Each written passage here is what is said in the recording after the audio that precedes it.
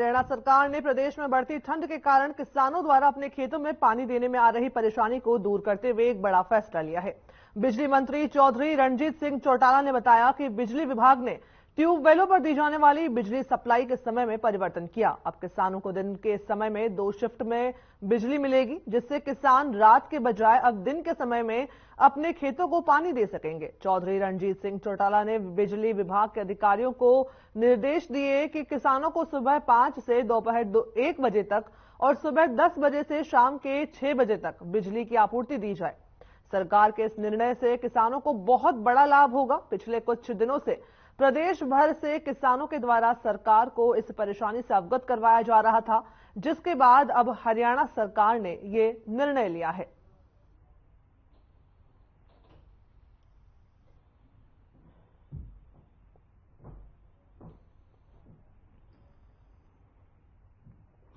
की ठंड पड़ रही थी, बहुत मतलब हार्ड कंपाने वाली ठंड थी। किसानों के भी फोन आ रहे थे, कुछ एमएलए के भी फोन आए। मैंने भी सीएम साहब से बात करी। रात हमारे माननीय मुख्यमंत्री जी ने रात लेट ये अनाउंस करा, एक फैसला करा है कि रात को पहले 10 बजे से सुबह 3 बजे तक किसानों को बिजली मिलती थी, ट्यूबवेल कनेक्शन जो खेतों में पानी लगाने के लिए।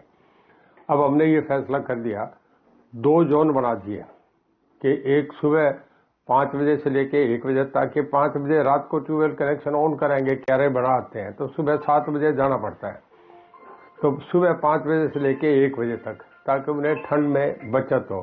ये हमने 1 महीने तक करा। अगर इनके फिर ठंड पड़ी तो इसे बढ़ाया भी जा सकता है।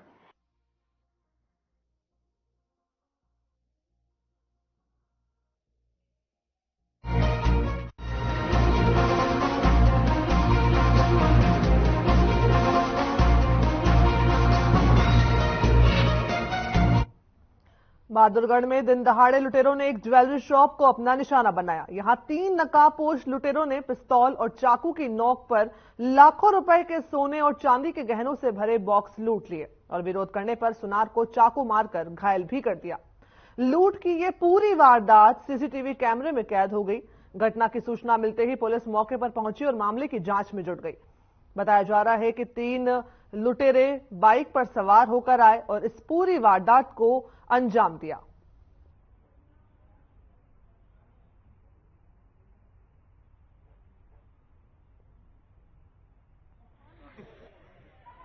आज हमारे एक साथी भाई है ज्वेलर्स, एमएस ज्वेलर्स के नाम से जिनकी दुकान है किले में, किला पार करके, वो अपने दुकान पे दोपहर को लगभग 3:30 बजे के आसपास बैठे हुए थे। उनके पास 2 कस्टमर थे, उनको सामान दिखा रहे थे। तब तक 2 लड़के आए जिन्होंने अपने मुंह पर रुमाल बंद रखा था और 2 घुसते, उन्होंने अंदर उसको काबू में कर लिया, पिस्टल लड़ा दी। तब तक तीसरा लड़का आ गया और उन्होंने सारा सामान निकलवा लिया। विरोध किया उन्होंने, तो दरवाजा बंद करके उसको लात घुस्सों से मारा और फिर अंत में उसको चाकू से हमला कर दिया, जिससे वो गंभीर रूप से घायल हो गया। जब तक सूचना आई सारे ज्वेलर्स इकट्ठे हो गए, कुछ हॉस्पिटल में है, कुछ उसकी दुकान पे है और प्रशासन से यही गुहार लगा रहे हैं। हमारे पास ये 5वीं-6वीं वारदात है 2 साल के अंदर। कुछ ट्रेस हो पाए हैं, कुछ नहीं हो पाए हैं, लेकिन वो आश्वासन अभी तक मिल नहीं पाया जो हम चाह रहे हैं, जो सुरक्षा हम चाह रहे हैं, वो प्रशासन से अभी तक में मुहैया नहीं हो पाई है। हम एसपी साहब से भी गुहार लगाते हैं, कृपया कर व्यापारियों के सुरक्षा पर संज्ञान लें और उनको पूरी सुरक्षा मुहैया कराएं। लगभग 4:30 बजे की बात है और ये जो एमएस ज्वेलर्स है, इसका मालिक शेख जमालुद्दीन है, ये अपनी दुकान के ऊपर बैठा हुआ था और एक कस्टमर था। उस समय 3 मफल्ड फेस के साथ 3 लड़के आए और उन्होंने चाकू और पिस्तौल के बल पे यहाँ से जेवरात की लूट। जैसी पुलिस को सूचना मिली, पुलिस मौके पर नाकाबंदी करा दी और आरोपी क्या क्या सामान ले गए हैं सर, पता चला? अभी डिटेल्स नहीं दी। ज्वेलरी जो सीसीटीवी फुटेज चेक की जा रही है, ज्वेलरी के जो बॉक्स हैं वो दिखाई दे रहे हैं। सीसीटीवी में सर कितने आदमी दिखाई दे रहे हैं? 3 आदमी दिखाई। अभी क्या कार्रवाई की जा रही है? अभी उसकी स्टेटमेंट ले रहे हैं और नाकाबंदी की जा रही है, तलाश के लिए टीम निकाली गई है। सुनार को भी घायल किया है सर, मार के? हाँ, उसको कुछ ब्लड मिला है मौके के ऊपर, वो हॉस्पिटल में एडमिट है, उसकी स्टेटमेंट ली जा रही है।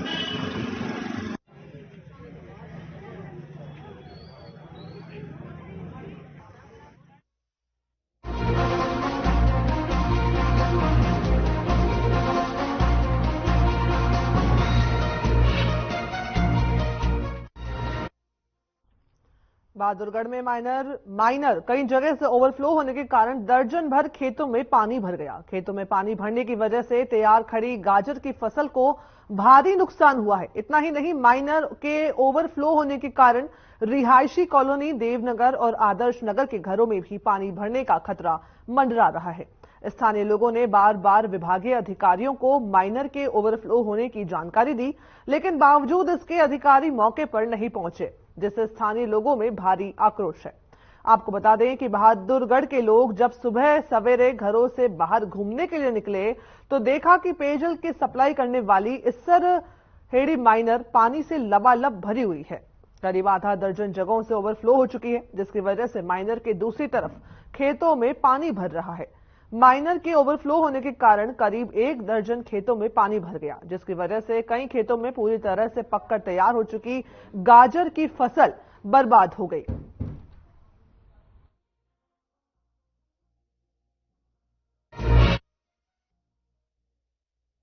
भाई नहर ओवरफ्लो हो रही है, कॉलोनी डूब रही है। पार्षद को हमने रिपोर्ट करी, पार्षद साहब इधर आए, उन्होंने आके देख रेख करी तो थोड़ा जेसीबी बुला के थोड़ा मिट्टी मेटी डलवाई और कॉलोनी को बचाया गया। अब क्या स्थिति है? कोई अधिकारी आया? अधिकारी कोई नहीं आया, पूरे खेत लबालब हो गए हैं, अधिकारी अभी तक कोई नहीं आया, सिर्फ पार्षद इधर आया। करीब महीना भर पहले भी यही हालत थी, इतना पानी छोड़ दिया नहर विभाग ने, जो कि अपनी कॉलोनी की तरफ पूरी कॉलोनी 3-4 गली थी, पूरी ओवरफ्लो हो गई थी। हमने जेसीबी मंगा के ये उरली पट्टी तो बांध दी थी, मगर आज जो ही सुबह उठे तो मेरे पास फोन आया, सुबह घूमने फिरने के लिए 5 बजे जो मेरे वार्ड के वासी जा रहे थे, उन्होंने फोन करके बताया हमारे को। आके मौके में देखा तो ये आपके सामने है, पूरे खेत लबालब हो रहे हैं।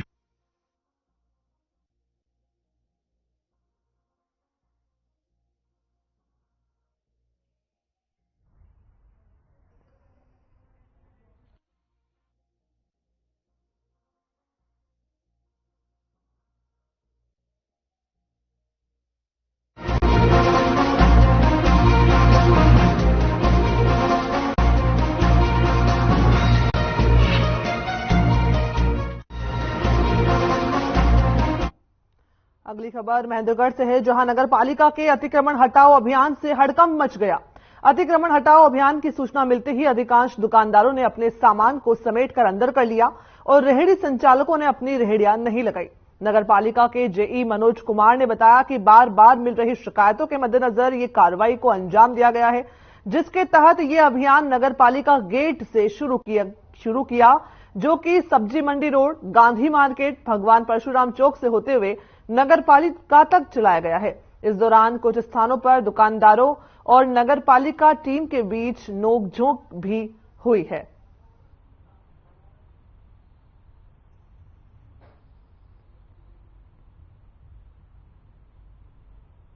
ये नगर पालिका ऑफिस के सामने से चालू किया था जी, और आजाद चौक पे गए थे सबसे पहले, और फिर सब्जी मंडी चौक से होते हुए और बस स्टैंड तक जहां भी एनक्रोचमेंट है, जहां भी एम्बुलेंस वगैरह फंसने के चांस हैं, वो सारा हम ठीक कर देंगे। वो तो लोगों की आदत है इनकी, और जो ज्यादा रोड पर बैठा है वही ज्यादा शिकायत कर रहा है।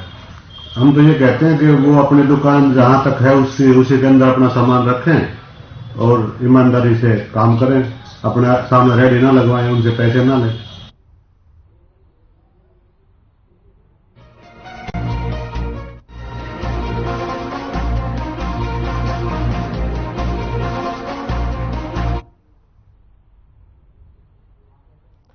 भारतीय क्रिकेटर मोहम्मद शमी अर्जुन अवार्ड हासिल करने वाले 58वें क्रिकेटर बन गए हैं।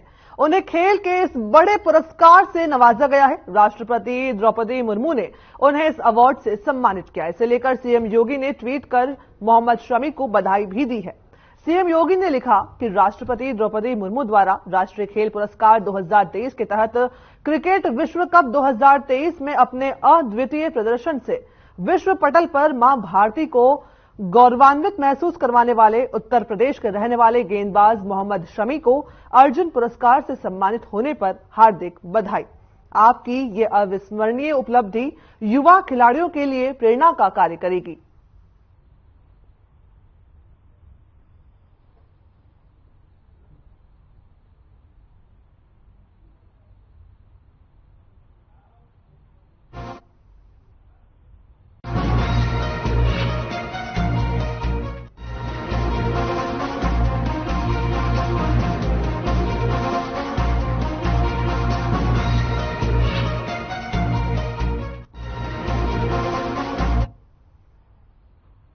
पलवल में निर्माणाधीन रसूलपुर रेलवे फ्लाईओवर का केंद्रीय राज्य मंत्री कृष्णपाल गुर्जर ने पलवल विधायक दीपक मंगला के साथ मिलकर निरीक्षण किया और चल रहे निर्माण कार्य का जायजा लिया। साथ ही ठेकेदार को आगामी 24 जनवरी से पहले निर्माण कार्य पूरा कर लेने के दिशा निर्देश भी जारी किए हैं।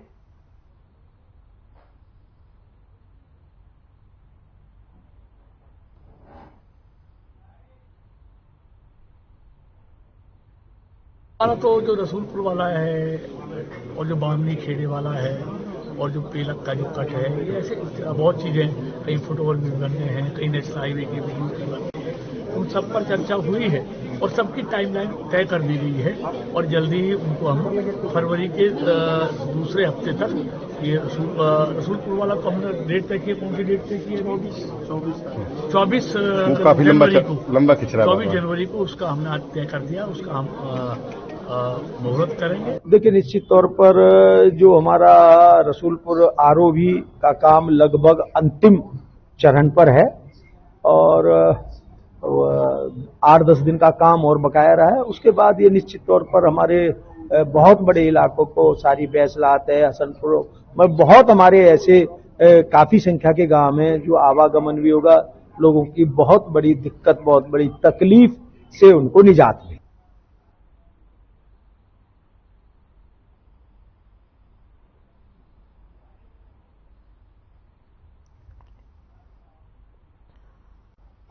टीवी स्क्रीन पर पलवल से ये खबर आप देख सकते हैं। निर्माणाधीन रसूलपुर रेलवे फ्लाईओवर का केंद्रीय राज्य मंत्री कृष्ण गोपाल गुर्जर ने निरीक्षण किया।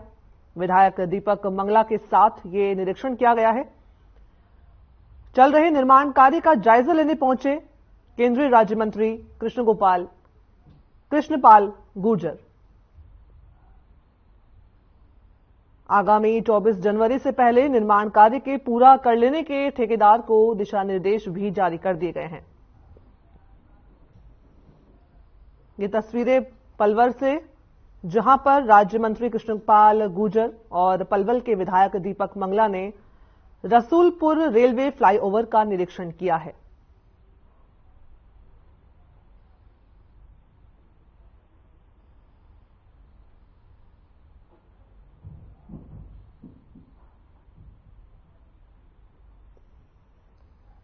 पलवल में निर्माणाधीन रसूलपुर रेलवे फ्लाईओवर, जिसका निरीक्षण करने पहुंचे केंद्रीय राज्य मंत्री कृष्णपाल गुर्जर, साथ ही विधायक दीपक मंगला भी मौजूद रहे। ये वीडियो में आप देख सकते हैं, राज्य मंत्री कृष्णपाल गुर्जर और विधायक दीपक मंगला लोगों से बातचीत करते हुए दिखाई दे रहे हैं, निर्माण कार्य का जायजा ले रहे हैं और साथ ही वहां मौजूद ठेकेदार को 24 जनवरी से पहले इस संपूर्ण निर्माण कार्य को पूरा कर लेने के निर्देश भी दिए गए हैं। निर्माणाधीन इस कार्य का ये वीडियो सामने आ रहा है, जिसे आप देख सकते हैं।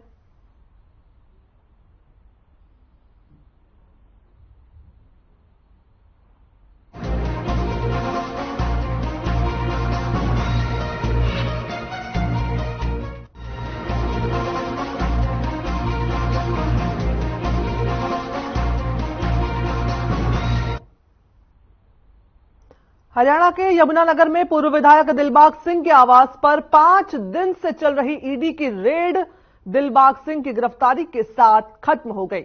दिलबाग सिंह के बड़े भाई राजेंद्र सिंह ने बताया कि दिलबाग सिंह का व्यापार से कोई लेना देना नहीं है, वो राजनीति करते हैं और उनके घर से ना ही कैश और ना ही गोल्ड बरामद हुआ। दिलबाग सिंह के लिए हम आगे की कानूनी कार्रवाई की लड़ाई करेंगे।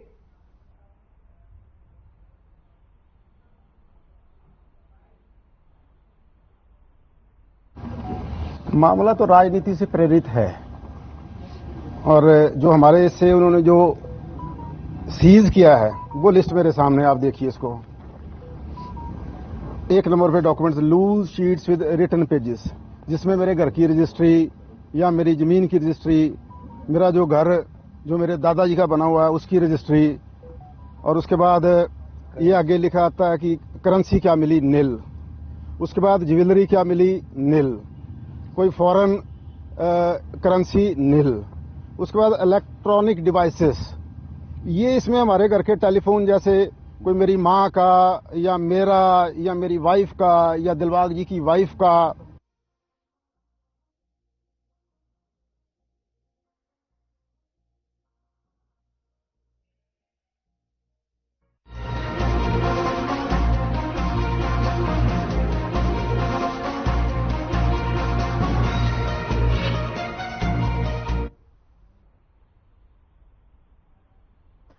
वहीं फरीदाबाद में पुलिस कमिश्नर राकेश कुमार आर्य और डीसीपी एनआईटी अमित यशवर्धन के दिशा निर्देश के अनुसार सीकरी पुलिस चौकी प्रभारी ने अपने थाना क्षेत्र में युवाओं की खेल प्रतियोगिता का आयोजन करवाया। युवाओं को नशे के दुष्परिणाम, साइबर क्राइम, यातायात और सड़क सुरक्षा नियमों के बारे में जागरूक किया। पुलिस प्रवक्ता सूबे सिंह ने बताया कि टूर्नामेंट जीतने वाली केली की टीम को 7100 रुपए और दूसरे स्थान पर रहने वाली दुधौला की टीम को 3100 रुपए इनाम देकर के सम्मानित किया गया। साथ ही यह भी कहा कि डायल 112 की उपयोगिता बताई। इसके साथ ही पुलिस टीम ने और युवाओं को नशे के दुष्परिणामों के बारे में बताया, डायल 112 ऐप की जानकारी दी, साइबर क्राइम से अवगत करवाया, साथ ही यातायात के नियमों की भी जानकारी दी और हमारी नैतिक जिम्मेदारी के बारे में भी जागरूक किया।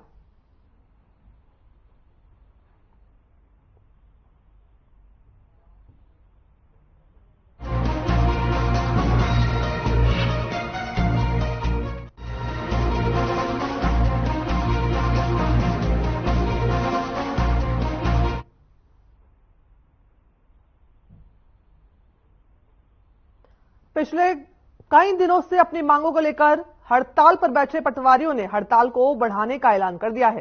अंबाला में अपनी मांगों को लेकर पटवार खाने के बाहर जिले भर के पटवारियों ने धरना दिया और ऐलान किया कि अगर सरकार ने अभी भी उन लोगों की मांगे अगर नहीं मानी तो यह हड़ताल ऐसे ही जारी रहेगी। हालांकि इस हड़ताल का खामियाजा जनता को भुगतना पड़ सकता है। नारेबाजी करते हुए पटवारियों ने बताया कि सरकार ने उनके साथ वादा खिलाफी की है। पे स्केल बढ़ाने का वादा करके अभी तक नहीं बढ़ाया। अगर अभी भी उनकी मांगे नहीं मानी गई तो यह हड़ताल ऐसे ही जारी रहेगी।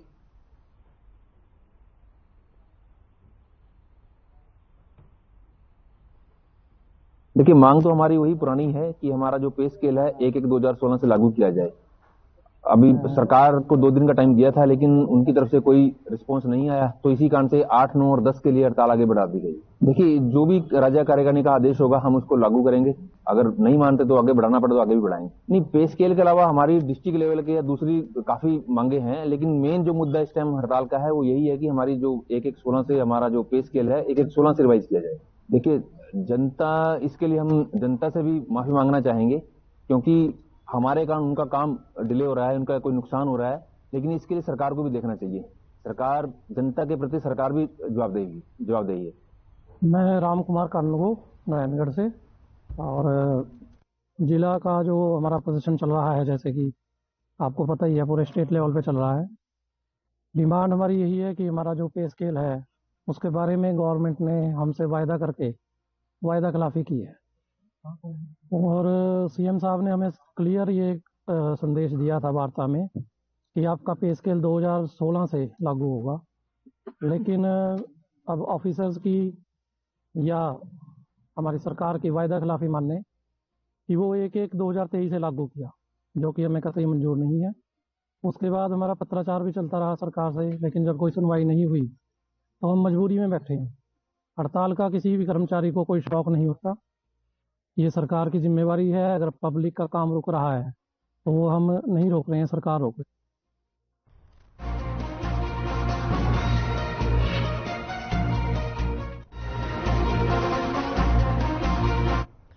भिवानी में भी पटवारियों का धरना फिर से शुरू हो गया। वेतन विसंगति को लेकर यह धरना चल रहा था जो मंगलवार को फिर से शुरू हो गया। पटवारियों का कहना है कि पहले भी उन्होंने धरना दिया था, धरने के बाद सरकार ने मांग को पूरा नहीं किया बल्कि वेतन में फिर से विसंगति छोड़ दी, जिस कारण फायदा सभी पटवारियों को नहीं मिल पाया। इसी मांग को लेकर वे अब फिर से धरना स्थल पर बैठे हैं। अगर मांगे नहीं मानी गई तो पटवारियों ने फिर से अनिश्चितकालीन धरना देने की चेतावनी दी है।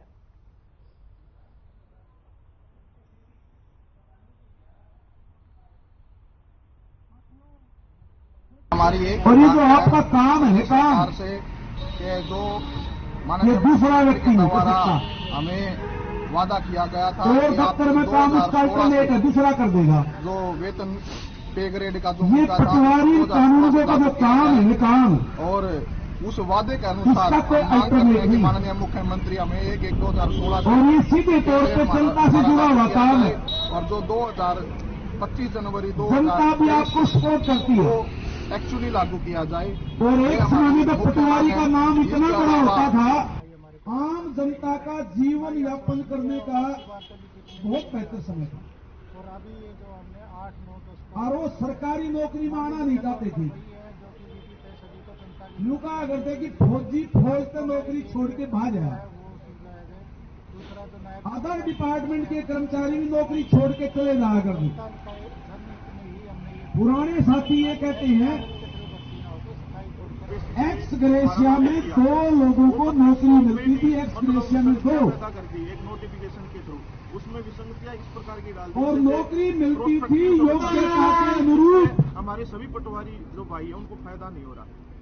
पटवारी अम्बाला नारायणगढ़ के सीनियर सेकेंडरी स्कूल में 2016 से एक 7वां वेतन जब लगा था, वो नई टेबल जब बनी थी, एक पीएन की मौत होगी, 3 आश्रित को नौकरी मिली थी। सरकार ने हमें भ्रमित किया है फिर वेतन में विसंगति पैदा करके 3 दिन अगर उसके किसी ने हाथ ला दिया तो उसकी सजा होगी। के साथ किसी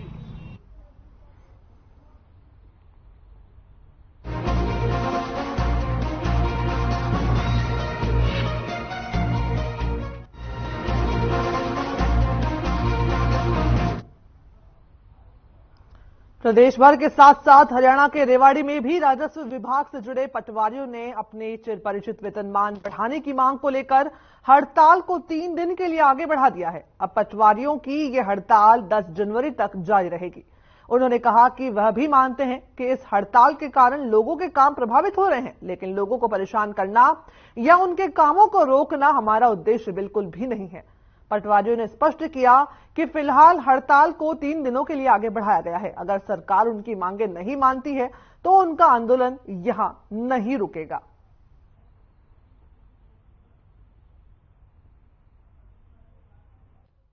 हमारा ग्रेड पे का ही मुद्दा था, जो पिछले साल भी हम 10 दिन धरने पर बैठे थे। सरकार ने हमारी बात माननी थी, हमें बुलाया था, हमारे स्टेट प्रधान से वार्ता हुई थी, वार्ता सकारात्मक हुई थी। सरकार ने कहा था कि आप तो सरकार हो, सरकार कभी धरना थोड़ी देती है।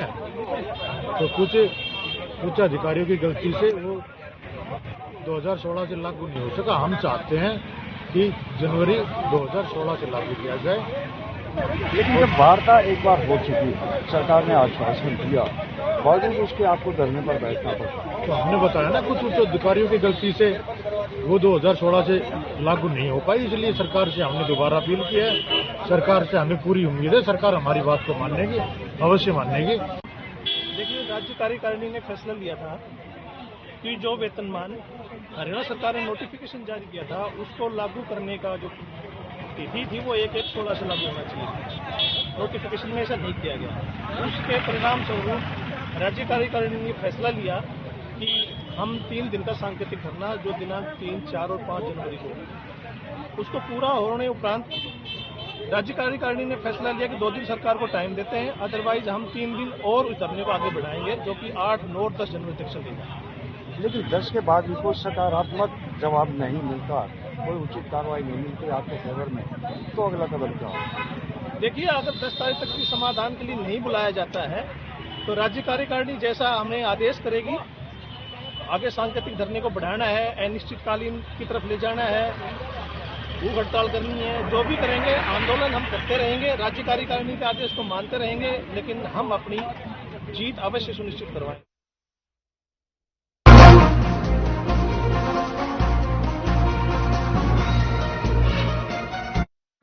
Hey mom, hey, look, I can download a song